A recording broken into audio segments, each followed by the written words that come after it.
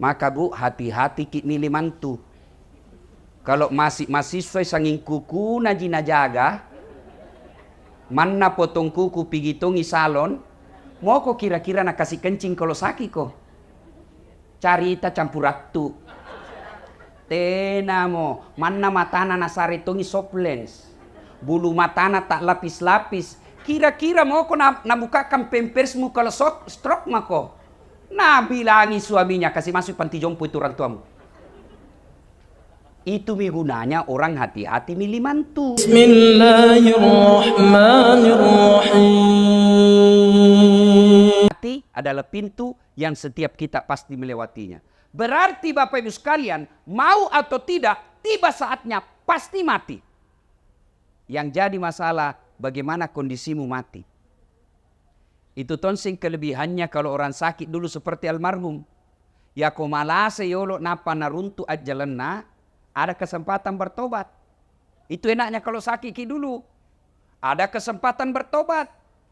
Sakitnya sendiri kalau dia sabar, sakitnya sendiri itu sudah sakit dan dia sabar menggugurkan dosanya. Apalagi kalau dia melakukannya dengan memperbanyak istighfar. Itu kelebihannya orang kalau sakit. Tapi kekurangannya manreong koso. Kalau orang mampu, alhamdulillah. Dia mampu, tapi ada lagi kelemahannya. Apa? Membuat anak-anaknya bisa durhaka. Tidak semua anak diberikan ujian dan hadiah sakit ibu bapaknya baru meninggal. Maka kalau ada anak yang ibu bapaknya sakit, Allah sayang kalian. Kenapa? Allah ingin mendapatkanmu. Nah kasih kau hadiah pintu masuk surga. Tapi tidak semua anak menyadari. Ada 5, ada 7 anak. Malase tomatoanna, sakit orang tuanya. Silakan kau ambil bagian-bagian dari kebaikan itu.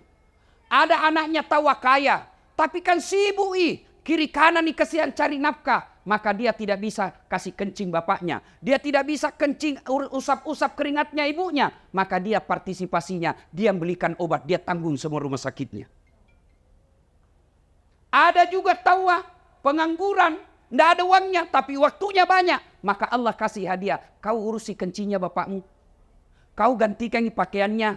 Kau gantikan tempat tidurnya. Kau yang rawat kau yang suap Itu semua. Jadi ketika ada orang tua sakit, Allah menguji kalian. Mau kau ambil ini surga atau tidak? Tapi sayang 1000 sayang. Banyak anak diuji orang tuanya stroke. Diuji orang tuanya kena serangan gula. Aduh, anaknya 1 tahun mulai mengeluh. Kenapa? Istrinya yang tidak sabar. Maka Bu, hati-hati milih mantu. Kalau masih mahasiswa sanging kuku na jaga, mana potong kuku pigi tongi salon, mau kok kira-kira nak kasih kencing kalau sakit kok. Carita campur ratu. Tenamo, mana matana nasare tongi soplens. Bulu matana tak lapis-lapis. Kira-kira mau kok nabukakan pempersmu kalau stroke mako. Nah bilangi suaminya kasih masuk panti jompo itu orang tuamu. Itu gunanya orang hati-hati milih mantu. Karena ada orang baik anaknya, istrinya pandrasu-rasu. Banyak yang begitu. Bersaudara bagus kasihan. 4 bersaudara, sekandung seibu. Masya Allah baik rukun. Datang istrinya. Kan kau anak pertama. Selama hidup bapakmu banyak kau kasih. Selama hidupmu bapakmu semua kau yang ngurus. Sekarang meninggal apa kek kau bisa ambil di situ? Mulai itu. Maka ibu hati-hati Untuk apa dia cerdas? Untuk apa dia cantik? Kalau nasi sakit nanti kalau pensiun Percaya itu yang pelihara kuku. Mana gigi nak kawat. Nak kasih soples batana. Rambut nak kasih kriwil-kriwil. Oh. Tena harapan. Mandreong koso. Betul Kak. Lihat pelajari anak mantunya orang yang magaya. Justru yang miskin itu kodong. Yang alumni pesantren. Yang orang dari kampung. Itu yang ngurus nanti mertuanya ketika sakit Maka paling celaka kalau mantu tak sudah jelek, miskin, Male, beleng-beleng. Nih. Nah, ada juga orang tidak sempat sakit. Ada. Tiba-tiba naik mobil, bak, mati kita. Ada tuh kelebihannya. Apa kelebihannya? Tidak makan ongkos. Iya toh? Apalagi kelebihannya? Anaknya tidak sempat punya dosa sama orang tuanya. Tapi apa kekurangannya? Tidak sempat tobat. Nah ini yang lebih parah. Kalau tidak sempat kita tobat. Apa mi kalau selama ini hidup ki 40 tahun. Malam tidak jelas kemana. Duhur tidak pernah hadir di masjid. Ramadan tidak pernah puasa. Puasa ji tapi pertengahan, akhir dan awal ji. Lebaran paling duluan dapat karena di masjid karena baju baru. Nah, tiba-tiba mati mendadak, serangan jantung, ditabrak mobil, tenggelam, naik sepeda. Untung saya ingat. Kata pas sepeda. Saya juga pas sepeda aja. Tapi jangan saiki itu bajuta yang sempi-sempi, itu melanggar syariat. Nah kita tidak tahu, banyak kan kita dengar itu orang lagi sepeda na mati. Bayangkan kelihatan ini paha tak pak? Hah? Kelihatan? Tipis na celanana baru. Oh mana? Mati kau begitu menghadap. Na belender kau malaikat. Yang tadinya malaikat masih sana lihat kau pakai begitu. Hai cabut misalkan yang ini. Maka ibu bapak, saudara-saudara sekalian, masing-masing ada kelebihannya. Nah, yang pasti, yang kedua. Ya, yang kedua. Hidup ini, maka dia pun Allah Ta'ala. Wa mal hayatud dunya illa mata'ul hurur. Das'ad. Firdaus. Haji Amir. Ini dunia ji sementara ji saja. Acule-cule yami. Maringarak kombo. Ada tambangmu. Sebentar jicika. Maka dunia ini hanya titipan. Apa titipan dunia itu macam-macam. Satu, titipan dunia ada yang disebut harta. Harta ini titipan. Ada pula titipan berupa ilmu. Ustadz. Ada pula titipan berupa anak. Ada pula titipan berupa umur. Titipan semua itu. Maka ketika Allah kasih kau titipan, satu, jangan kau sombong. Yang namanya titipan bos, jangan kau sombong. Harta, titipan itu. Ini.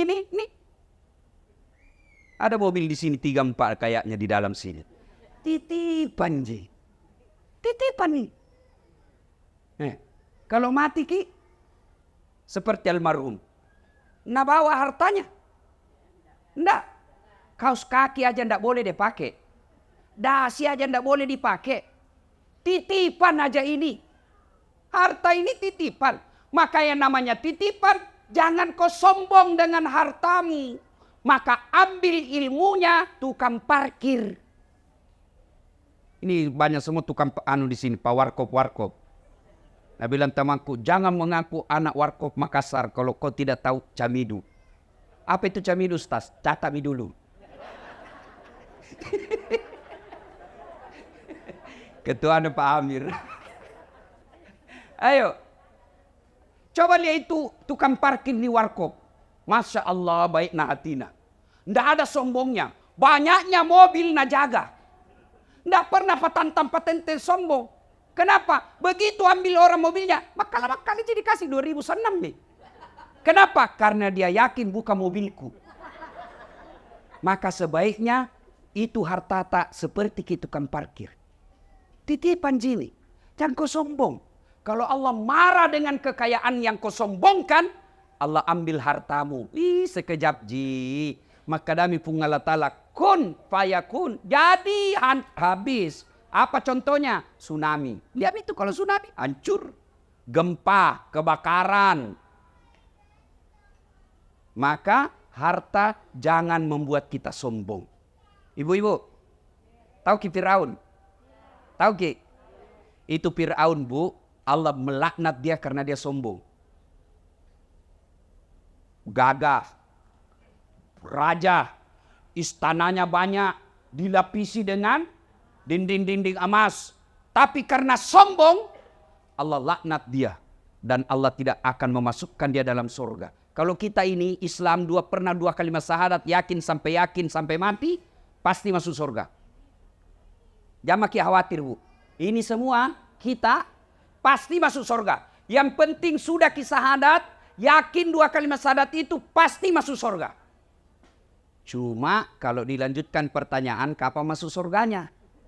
Sudah pakai dicuci. Di mana dicuci, Bu? Neraka kedua ji tempat, tidak ada tengah-tengah. Jangan kau pikir ada bencong, tidak. Tuh, neraka, surga. Kalau dia tidak masuk surga, di neraka. Kalau dia Islam, masuk ke surga. Tapi mampir dulu di neraka. Bagaimana keadaan di neraka dicucinya? Tergantung dosamu. Sama bajuku saya. Kalau bajuku yang kupakai si ceramah, rendam saja deterjen, bilas sedikit, bersih. Tapi itu bajuku yang kupakai dulu waktu ku SMA SMP kalau pika sawah, kotor, mamaku nak cuci istilahnya, nak cuci kalantang. Tahu ki kalantang, Ibu? Tahu bapak-bapak kalantang?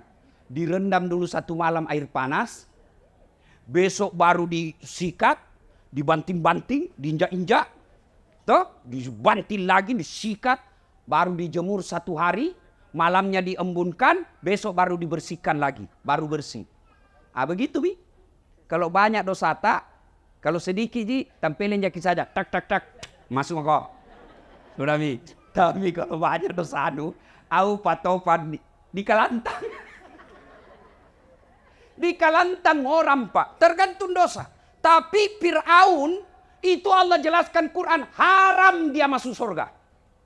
Kenapa? Karena dia sombong. Lalu dilaknat Allah, tidak ada orang suka. Itu Fir'aun tidak ada yang sukai. Mana buktinya? Sampai sekarang ini tidak ada orang maros mau kasih nama anaknya Fir'aun. Itawa terkenal sekali. Ini kinja toa di Quran. Raja. Tapi tidak ada orang mau kasih nama Fir'aun anaknya. Kenapa? Karena Fir'aun dilaknat Allah karena kesombongannya. Maka kaya jangan membuat sombong. Yang kedua, apalagi harta. Yang kedua, ilmu. Jangan sombong. Ada keilmuan sombong? Ada. Mana gerangan? Ada, itu biasa. Tidak usah bahas ilmu kedokteran, ilmu agamamu. Adakah ustadz sombong? Ada. Yang mana ciri-ciri ustadz sombong? Yang tidak mau menerima perbedaan pendapat. Pendapatnya saja nanggap benar. Kalau berbeda langsung bilang bid'ah, masuk neraka. Kada tong itu begitu, Pak? Ada. Apa yang mau kita sombongkan dengan ilmu ini? Padahal Allah sudah jelaskan, wa ma utitu minal ilm illa qalila. Dek wale kopat disengah kecuali cek dek ni. Itu kata Allah. Apa yang kita mau sombongkan dengan ilmu? Ini dasar latih. Yang merasa hebat. Bukan karena saya cerdas. Bukan karena saya jago. Tapi karena ada penontonku. Saya bisa viral. Sampai penonton saya di YouTube sudah 148 juta. Bukan karena saya hebat. Tapi karena ada yang nonton. Coba kalau saya ceramah di sini. 2 jam berapi-api. Membara. Tidak ada yang nonton.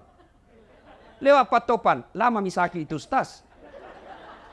Iya toh? Iya. Jadi kalau jadi penceramah ilmuwan. Jangan kau sombong. Kalau Allah marah. Nah kasih pikun kok. Ada obatnya pikun? Ada obatnya pikun? Ada walau benar atau tidak. Ini cerita-cerita ji. Ada profesor dekat-dekat mi pensiun. Mau pergi mengajar. Setiap dia mau pergi mengajar selalu nak cium istrinya. Ini 2 minggu mi tidak dicium istrinya. Dah protes istrinya. Bilang, Pak, biasanya kalau mau pergi mengajar kau cium kak. Ini mau mi 2 minggu tidak pernah mau cium-cium. Dalam hati astagfirullah, berarti siapa kau cium selama ini? Ternyata pembantunya cium. Jantung modus. Mata-mata sudah dengar begini, besok didapat sama anaknya. Kau kira mamaku nak. Apa yang kita bersombongkan dengan ilmu? Maka yang baik, mari saling menghormati perbedaan pendapat. Nih, biasa kita ini gara-gara beda pendapat dalam suatu masjid, akhirnya masjid tidak tenang. Lama-lama masjid ditinggal jamaahnya. Lama-lama akhirnya masjid didominasi oleh satu aliran atau mazhab saja. Yang baik, mari saling menghormati pendapat. Kalau kita yakin satu pendapat, lakukan dan amalkan pendapat itu tanpa mau menyalahkan pendapat orang lain. Maka kalau kita lihat masuk di masjid, ada orang takbir begini, silahkan, jangan kau salahkan. Ada juga yang begini, silahkan, ada ton dalilnya. Ada ton kuliah tidak semangat, kayak orang lapar sekali lama tidak makan. Ini. Ada juga begitu tuh ibu. Tuh, begini saja. Ada ton begitu tuh. Jamba kau calai urusannya. Sibuk duduk kok. Kenapa? Karena kalau dia salah, kau tidak tanggung dosanya. Kalau dia sesat, kau tidak ikut sesat. Tapi kalau kau celah, kau maki, kau hina, kau dapat dosa karena menghina hamba Allah. Selesai. Jadi kalau ada kita lihat berbeda, jangan maki urusi. Mau ki pelihara jenggot, silahkan. Jangan kau bilang yang tidak pelihara jenggot, tidak sunnah. Mau kau yang jengki celananya, silahkan. Jangan kau bilang orang yang dibawa mata kakinya kafir, tidak. Saya dibully di WhatsApp, di Facebook. Ini ustadz tidak sunnah. Kenapa kau bilang tidak sunnah? Buktinya kau tidak pelihara jenggot. Mau dia apa kalau tidak mau tumbuh? Gara-gara jenggot udah cala-cala kan. Si Buna. Sudah ya. Jadi jangan sombong gara-gara ilmu. Yang ketiga, apa itu titipan? Sudah harta, ilmu, apalagi? Jabatan. Wali kota, kepala dinas, gubernur, pak camat, anggota dewan, titipan ngasen jinjo. Tiaku borro. Jangan kabarra-barra. Iya toh? Bu. Kutanya ki dulu ah. Kutanya ki. Kita tahu itu rumah yang cantik di Jalan Sudirman, perempatan Sungai Sadang, sebelah kanan warna putih. Banyak bendera-benderana. Kita tahu ibu. Ah? Yang dari Pangke Anggami pura-pura mengkitai. Tahu itu? Apa itu? Rumah jabatan gubernur. Kalau masuk di dalam orang di situ jangan kuborro. Kenapa? Pasti keluar kok. 5 tahun saja, paling lama 10. Masih mau kau tambah, dibilang kau gila. Keluar kok, bukan kau di situ. Berapa orang tinggal di sana? Berapa Banyak toh? Pasti keluar. Apa yang kau sombongkan dengan jabatanmu? Apa? Apa lagi? Ini Hertasning. Ada di situ rumah dinas ketua DPR Kota Makassar. Berapa tinggal di situ? Jangan kau borro, pasti kau keluar. Makanya saya biasa ketawa-ketawa saya dalam hati kalau ada anggota DPR borro duduk acece. Tiap mau kau bos, kau 5 tahun jijatanu. Terpilih kau lagi 10 tahun, tidak terpilih wabillahi taufiq wal hidayah. Kutanya ki dulu ibu, kutanya ki. Mana lebih tinggi pangkatnya gubernur dan wakil gubernur? Mana ibu? Gubernur. Bapak-bapak, mana lebih tinggi pangkatnya Kapolda dengan wakil Kapolda, wakil Polda? Mana lebih tinggi pangkatnya wali kota dengan wakil wali kota? Tidak mungkin wakil lebih tinggi daripada wali kotanya. Tidak mungkin wakil gubernur lebih tinggi daripada gubernurnya. Tidak mungkin Wakapolda lebih tinggi jabatan pangkatnya daripada Kapolda. Iya toh? Tapi herannya, kenapa itu wakil rakyat? Nah kau wakil ya kau bos. Ini kayak nak kepatak kekuasaan rakyat. Kau wakil ya kau. Kenapa kau jadi wakil rakyat mau merasa sombong? Nah kau wakil. Allah marah. Kalau sombong, nah ambil kau punya kekuasaan. Maka cara mengambilnya ada yang hina seperti kita lihat sekarang di TV. Toh? Yang keempat, titipan karena waktu terbatas. Yang keempat titipan Allah, apa itu? Anak. Ada orang kesian 15 tahun menikah. Kesana kemari habis uangnya. Allah ndak kasih. Ndak ada anaknya. Maka semua ini pertama kalau dia titipan. Tiako kabarra-barra. Jangko sombong, jangko takabur. Jangko borro. Yang kedua karena dia titipan. Maka jaga itu titipan Allah. Bagaimana cara menjaganya? Kalau dia harta, menjaganya bukan dengan deposito ke bank. Bukan dengan membeli emas. Tapi kalau kau mau jaga itu hartamu, mas sudahkah kau? Jangan kau beli. Bersedekah. Itulah cara paling aman menjaga hartamu. Nih. Coba. Rumah begini. Mewah. Ada mobil. Kalau meninggal ki bu, siapa tempati? Kalau meninggal ki. Bah, istri kedua. Pasti nih bu. Kawin lagi. Jangan aku lagi pikir cemburu kalau dikubur. Nggak ada urusan cemburu orang dikubur. Iya toh? Nih, ibu-ibu nih. Yang banyak sama emasna. Kuning-kuningan. Kalau mati ibu siapa pakai? Siapa pakai? Istri kedua. Bago, wabillahi taufiq wal hidayah. Itu, mama Nece na dengar ceramahku ini tuh, na lihat tongi di YouTube. Na lihat istriku ibu. Dia bilang, Ustaz, jadi kalau mati ya nanti, mau tongku kawin. Ku bilang, sini kau dulu sayang. Duduk kau di sini baik-baik ya. Ngapa kau panggil saya, na istriku? Ku pelu-pelu baru ku bilang sayangku, dengar ki baik-baik ya. Jangan kamu mati maki. Masih hidup ki saja. Nah saya selalu berpikir kawin lagi. Apalagi pun nak mati mako. Makanya ibu bersedekah ki. Mau kemana? Mau ki kemana? Pasti mati bu. Itu kata sudah pesan dari Allah. Dulu ndak ada keriputmu. Dulu kau masih muda. Dulu kau masih tua kobe.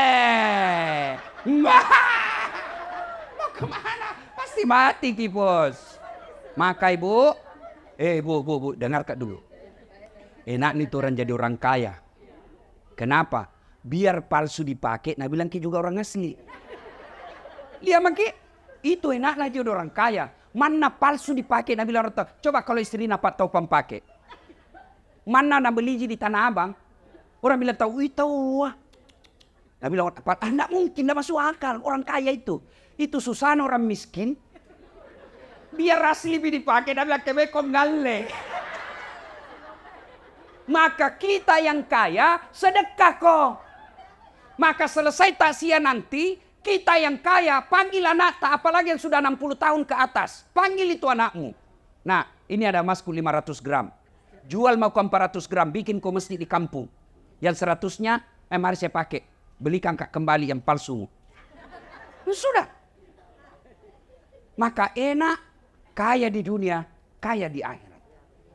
Menjaga amanah harta bukan dengan investasi tanah, bukan dengan beli rumah ini, bukan investasi dunia pasti tambah susah kau meninggalkannya. Maka caranya sedekah. Bu, pernah ada orang kita lihat bangkrut gara-gara sedekah? Pernah? Yang bangkrut gara-gara narkoba. Yang bangkrut gara-gara judi. Yang bangkrut gara-gara pemabuk. Yang bangkrut gara-gara selingkuh. Beda poligami selingkuh.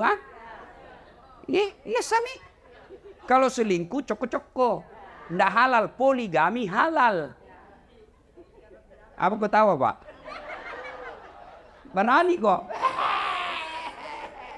Nabila temanku Ustaz, orang lain istrinya semua singa. Alhamdulillah saya istriku di rumah Ustaz, bukan macan bu, kelinci. Nabila saya istriku kelinci Ustaz, tapi saya menjadi kangkung.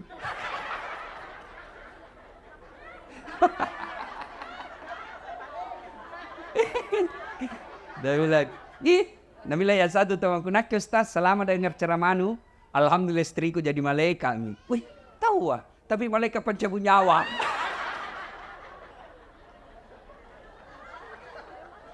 Ada kayak cerita sama saya, Ustadz poligami itu kan sunnah. Betul, poligami itu sunnah, jadi jangan celah. Kalau ibu bapak tidak setuju, boleh, tapi jangan kau celah orang yang berpoligami. Tapi dengan catatan, poligami bagi orang yang mampu. Ibarat pesawat itu pesawat Pak, ada kan namanya pintu darurat. Tidak boleh dibuka setiap saat. Puna dibuka tidak darurat, ngajak kalau ke polisi. Begitu juga itu poligami bagi orang yang mampu. Siapa contohnya? Rasulullah Muhammad sallallahu alaihi wasallam. Kenapa beliau mampu? Salat tahajudnya tiap malam.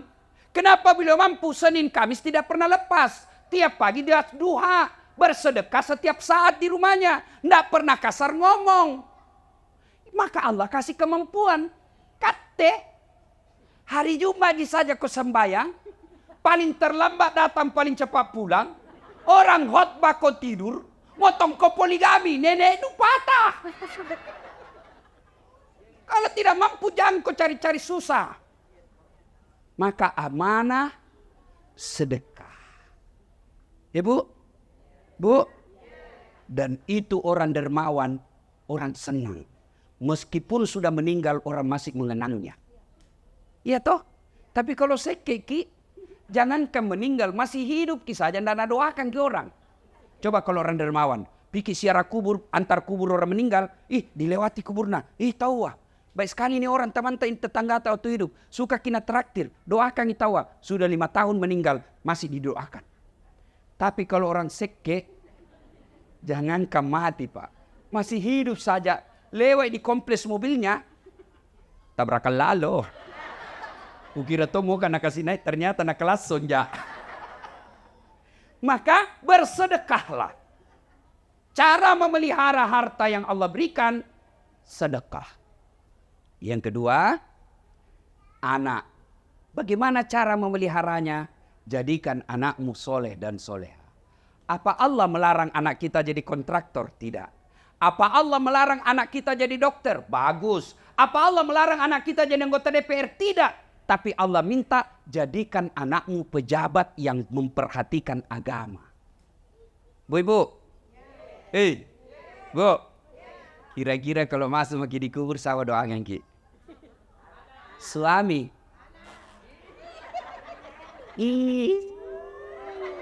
Nalemi orang lain. Siapa doakan ki kira-kira? Ini kenyataan Ibu. Ada temanku dulu haji, meninggal istrinya. Waktu meninggal istrinya dia bengkak matanya Pak. Baru sangku lihat laki-laki bengkak matanya menang. Biasanya kan sedikit dia baru nak terima tamunya orang. Itu pun stres tapi merokok ji. Ini tahu bengkak matanya menangis. Dia bilang, Ustaz saya bisa sampai seperti ini karena hebatnya ini istriku. Rasanya tidak bisa melanjutkan hidupku. Separuh jiwaku ikut bersama istriku. Dalam hatiku pengaruh lagu. Sekali nih Ibu, belum setengah tahun. Pihak jogging di Karebosi. Tuh jogging nggak? Ada ketemu. Ada di sampingnya cewek, muda, putih, panjang rambutnya. Nggak pakai jilbab. Ku senggol itu teman ngajiku. Nih gaya roh. Siapa nak bilang? Yang baru Ustaz. Siapa doakan Kibu? Siapa? Maka kalau mau lihat sekarang masa depan tak dikubur, lihat tak sekarang. Kalau malam Jumat mengaji baca Yasin di kamarnya, alhamdulillah. Subuh dia pergi ke masjid jamaah, tanda maki Bu. Jangan kita masuk al kubur tak ada doakan ki. Tapi kita tengok kamarnya main game. Tengok lagi main game lah. Datang bapaknya nalapisi HP-nya dengan buku. Dikirim membaca padahal HP-nya di dalam. Hati-hati. Serius kah ini Pak? Serius kah? Saya kalau meninggal, saya tidak harap didoakan sama istriku. Bisa jadi jodohnya terbuka lagi setelah saya meninggal. Apa Mi? Jangankan Bapak meninggal, nak kena aku saja stroke. Tidak bisa bicara, tidak bisa goyang. Nah bawa mi istrimu mantan pacarna waktu nak kuliah. Begini Bapak.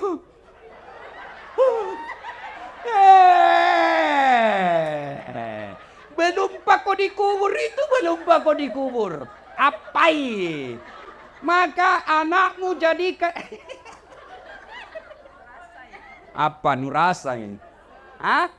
Itu bayangkan mi. Nah kena ko stroke, ndak bisa ko bicara, lu kencingin dirimu, ndak bisa ko goyang, baru istrimu nak bawa mantan pacarnya yang duda. Begini bakal ceria. Dia bilang bunuh mak. Makanya Bapak Ibu sekalian, doakan anakmu. Bagaimana cara jadi anak yang soleh dan soleha? Baca ki Quran kodong. Baca ki Quran.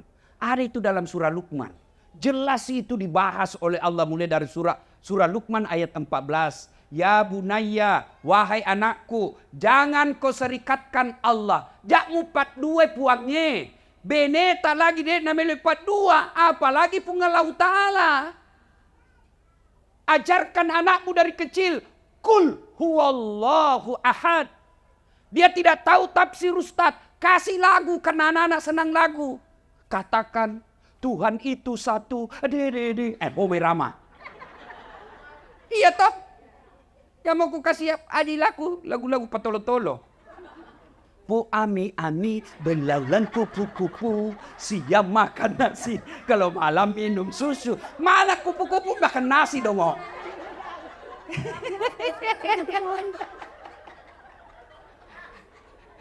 Ada ku gaspol me mamaku semua ini. Yang ngasih dia cari tanah.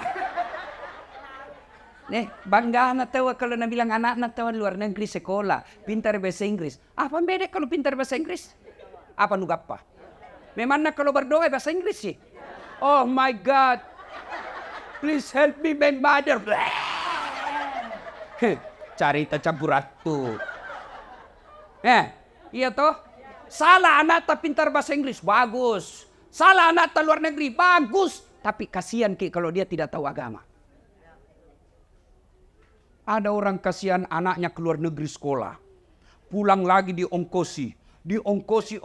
Habis uangnya puluhan miliar untuk anaknya. Tapi tidak pernah bangun masjid. Kamase. Bu, saya baru pulang umroh. Kan kalau pikir umroh itu dibawa ke siara toh? Ya. Iya toh? Nah itu kalau orang dibawa siara. Dibawa gitu di Madinah. Ada namanya siara masjid 7. Iya toh? Nah. Kenapa disebut masjid 7? Karena ada 7 orang di situ bikin masjid. Ada namanya masjidnya Umar, masjidnya Abu Bakar, masjid Aisyah, masjid Utsman. Ada semua di situ. Kalau orang Romawi Yunani membangun dan membentuk, menjadikan momen bahwa saya pernah hadir di dunia dengan apa? Dia bikin patung.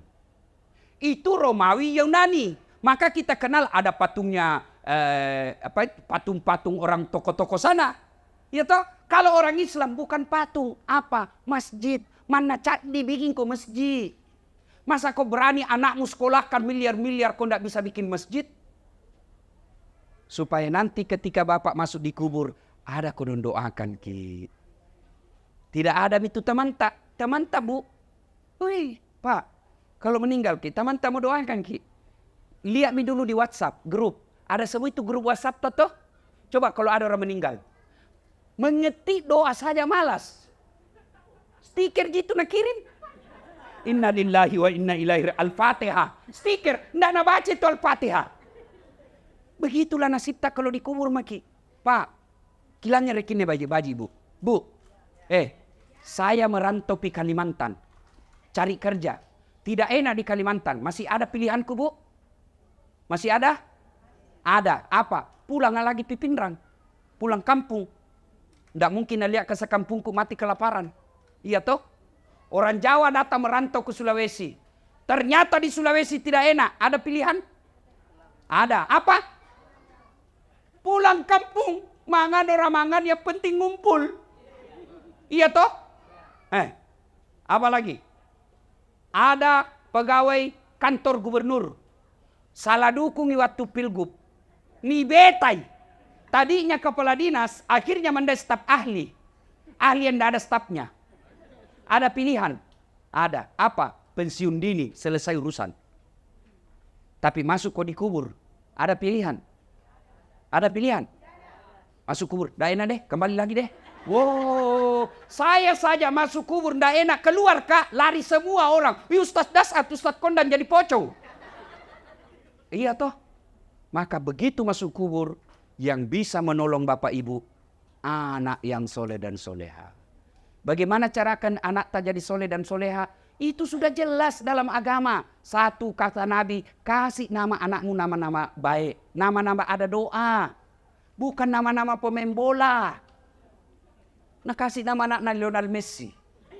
Mengapa Lionel Messi? Nah bilang supaya jago main bola. Apa mau jago main bola? Sekarang saja di sini tidak ada stadion. Main bola tidak ada stadion. Satu, kasih nama yang baik. Dua, jangan kau kasih makan uang haram anakmu. Bodoh kita rakyat Indonesia kalau tidak mengambil pelajaran dari yang viral sekarang.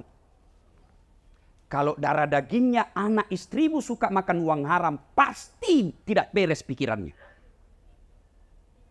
Kalau anakmu selalu kau kasih makan uang haram, pasti tidak beres akal pikirannya. Itu Nabi sudah jelaskan. Mata bawa nojek ko Nabi podako.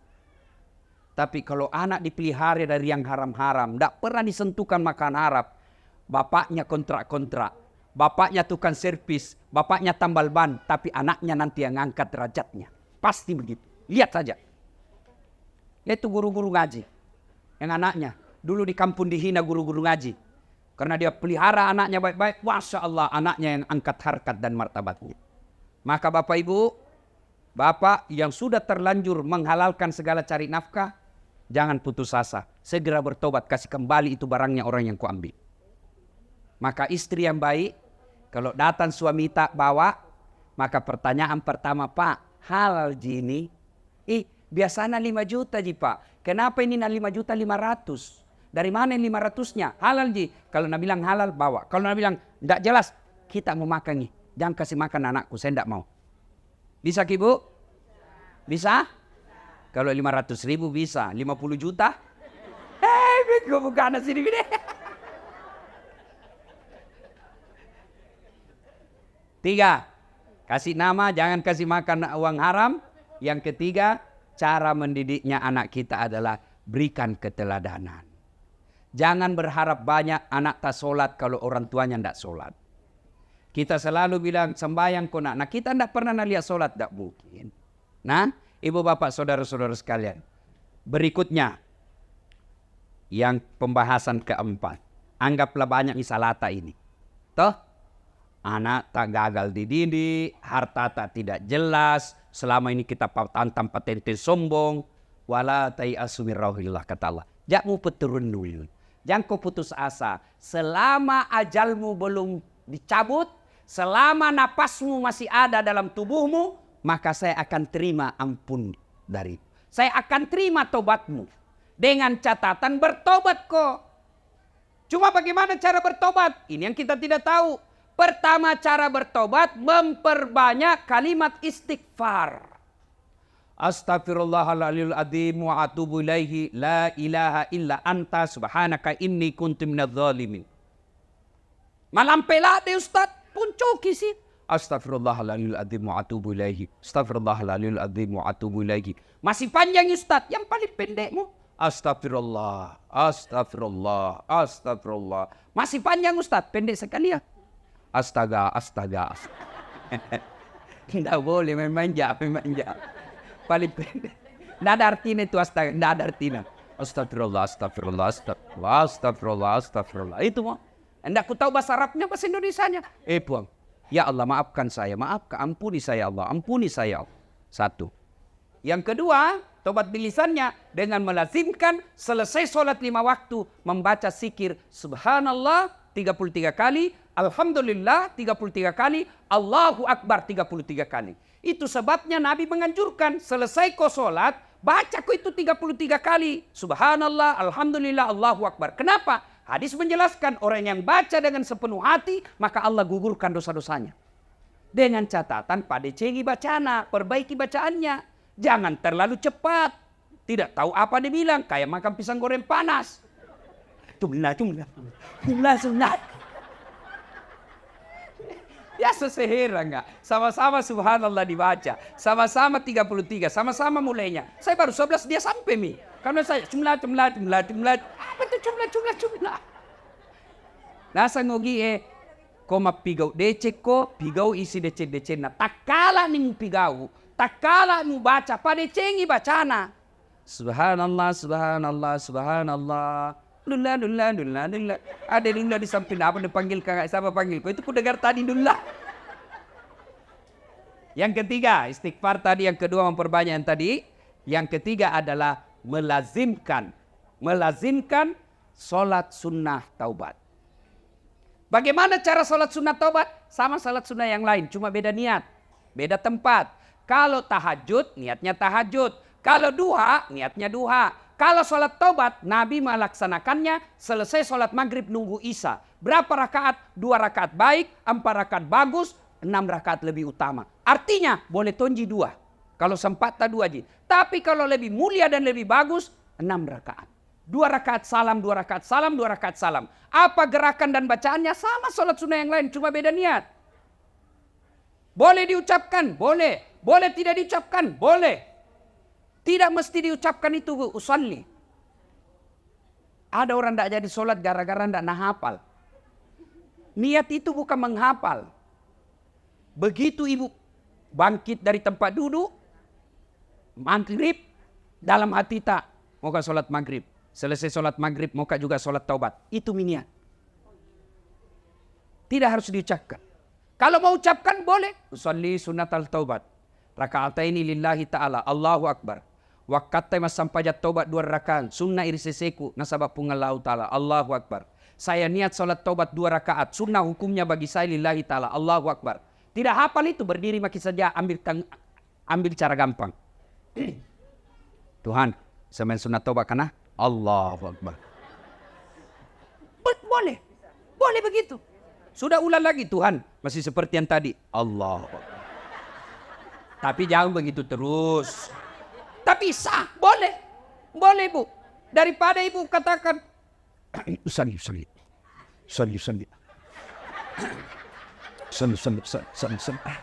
Amal sambil ini ya. Iya toh? Kita bukan ke orang Arab. Ya, maka niat tidak harus diucapkan. Boleh dalam hati. Makanya coba lihat kalau pergi tanah suci, lihat orang Arab, Bu. Kalau masuk masjid, jalan itu begini toh. Jalan ini. Allahu Akbar. Langsung gitu, berdiri tegak, Allahu Akbar. Kalau kita kan selalu dulu. Loading. Di bacaannya sama. Ibu mau baca doa iftitah bagus, tidak baca tetap boleh. Baca Al-Fatihah, baca surat pendek, ruku, i'tidal, sujud, duduk di antara 2 sujud, sujud lagi, naik lagi dan seterusnya. Assalamualaikum warahmatullahi wabarakatuh. Di mana tobatnya? Sujud terakhir. Dengan catatan kalau mazhab Syafi'i jangan ucapkan, dalam hati saja. Itu bagaimana caranya? Tahu maki. Anggap dalam hati ini gua, anggap dalam hati. Karena kalau ku jelaskan ki dalam hati tidak mengerti ki.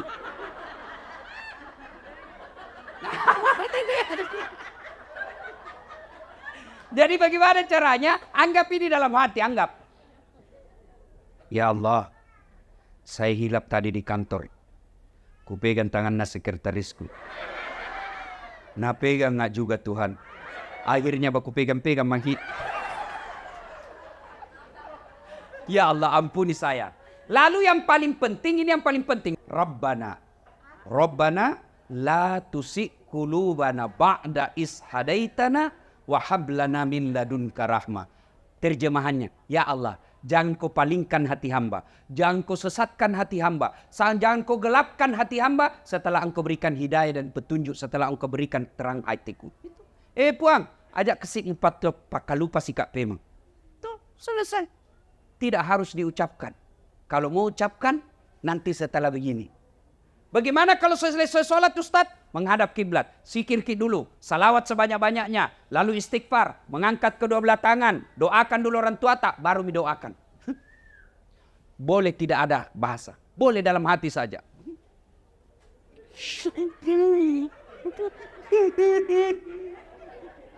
Oh, baru kawin lagi suaminya. Berdoa, tidak harus diucapkan. Nah, namanya salat sunnah taubat. Yang berikutnya cara bertobat. Setelah memperbanyak lisan tadi.